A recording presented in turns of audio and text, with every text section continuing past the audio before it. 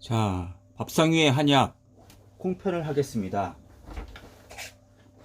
마이크가 없어서 다시 꽂아 놓겠습니다.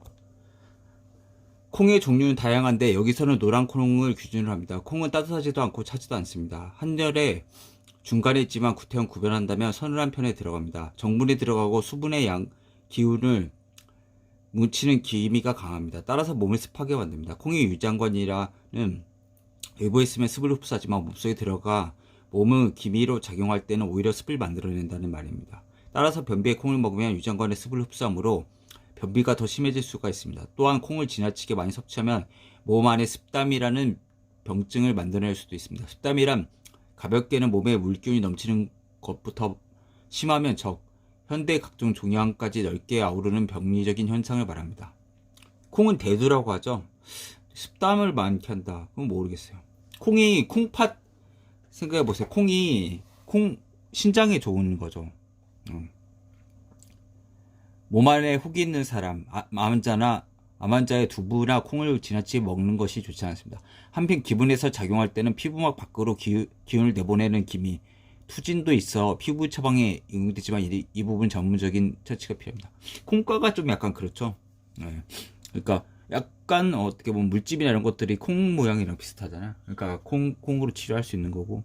그리고 위쪽은 어떻게 보면 여성 호르몬이죠. 아이소플라본이라는 여성 호르몬 비슷한 물질이 있기 때문에 콩을 많이 먹으면 여성 자궁이라든지 혹이라든지 이런 것들을 생겼어요. 자궁근종이나 난소낭종 이런 거 생기게 할 수가 있는 거죠. 여성 호르몬과 같은 작용하니까. 요즘 사이비 의료인이 어설픈 식품 정보를 이용해 콩이 만병통치에 효과가 있는 것처럼 주장하는 걸 종종 봅니다. 그러나 영양소가 많은 것과 몸에 이런 것은 별개임을 잊어서는 안 됩니다. 콩을 많이 먹고 나서 생긴 두 가지 사례를 소개하겠습니다. 내 몸에 맞는 섭생이 얼마나 중요한지 깊이 생각해보고 대중매체가 쏟아내는 정보를 항상 걸러서 듣기를 바랍니다. 서울에 사는 50대 중년 부인은 자궁근종을 갖고 있었습니다. 그런데 몇 년 전 여름에 콩국이 맛있어서 2달 정도 콩국을 매일 먹었습니다. 그러자 갱년기가 지났음에도 불구하고 갑자기 근종이 터져서 더 이상 견딜 수가 없어 자궁을 드러내는 수술을 해야만 했습니다. 지나고 나서 생각해보니 자궁근종이 갑자기 커진 이유가 콩국이 분명하다고 말합니다. 그의 말이 모두 진실이라고 할 수 없지만 콩의 기미는 분명히 수렴력이 강해 암 환자에게는 좋지 않는 것이 확실합니다. 또 다른 사람은 40대 직장 여성이었습니다. 2년 전 왼쪽 가슴에 무엇인가 잡히는 느낌이 있어서 종합검진을 받아보니 유방암이 2개가 자라고 있었다고 합니다. 크기는 각각 지름이 3cm 정도인데 조직검사 결과 악성암으로 판명되어 담당 양의사는 크기가 크므로 유방을 절제하자고 했답니다.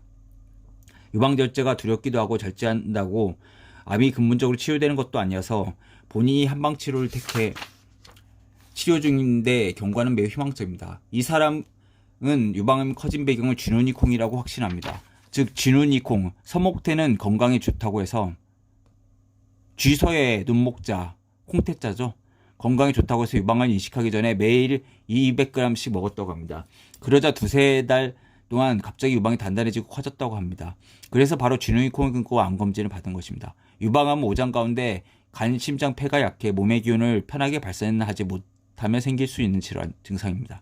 몸 기운의 발산력이 약한 사람에게는 발산시켜주는 음식은 약이 되고 반대로 발산을 억제하는 수렴적인 음식은 독이 됩니다. 암이란 기운이 뭉치고 뭉쳐서 생긴 증상이니 암 환자에게는 발산력 있는 음식이 좋은데 콩은 기운을 수렴하여 뭉치게 하니 오히려 암을 악화시킨 작용하는 것이 분명합니다. 물론 뭉치는 기운과 암의 기운을 뭉치게 하는 콩 사이에 사람의 몸이라는 가장 중요한 주체가 있기 때문에 암 환자에게 콩이 좋지 않다고는 바로 말할 수는 없습니다. 그러나 기미를 갖는 몸의 생리나 병리를 일반인들은 판단할 수 없으므로 그냥 암 환자는 콩을 피하라고 말하고 싶습니다. 우리 조상들은 이런 기미를 잘 알아서 그랬는지 아니면 경험에서 저절로 생긴 지혜인지 모르겠지만 콩을 직접 먹으면 몸이 힘들다는 것을 알았던 것이 분명합니다.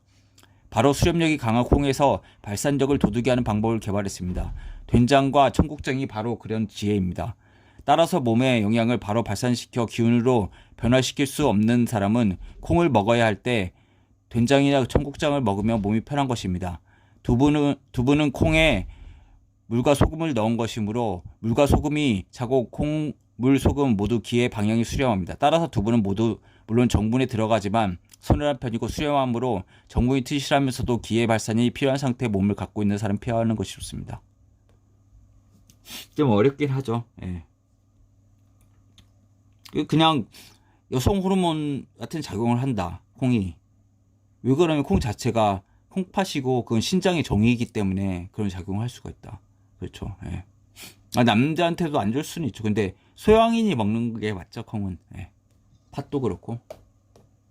자, 대두로 보겠습니다. 대두는 큰 머리가 아니죠. 자, 동의보감.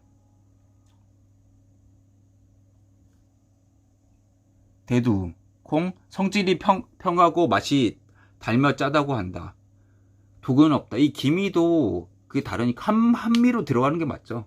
근데 실제는 뭐 짜지는 않죠. 그러니까 약성으로 따지면은 한미가 맞는데 그냥 먹어봐서는 간미니까 이렇게 했죠. 이론 함이라고 써있죠. 오장을 보하고 중추와 십이경맥을 좋게 하고 중초를 고르게 하여 장유를 태탄하게 한다. 유장이죠. 오랫동안 먹으면 몸무게가 늘어난다. 콩에는 검은 것과 흰 것 두 종류가 있는데 검은 것을 약으로 쓴다. 흰 것은 약으로 쓰지 않고 오직 먹기만 한다. 검은 콩이란 게 이제 흑색 자체가 콩팥에 들어가니까 이렇게 얘기를 한 거죠. 그리고 검은 콩 먹으면 머리카락이 좋다는 얘기가 있잖아요. 이건 머리카락은 신장의 기운이 그 남은 거기 때문에 그렇게 되는 거죠. 예. 모발 피의 기운이 남은 거고 콩팥에 들어가기 때문에 그렇게 되는 거죠.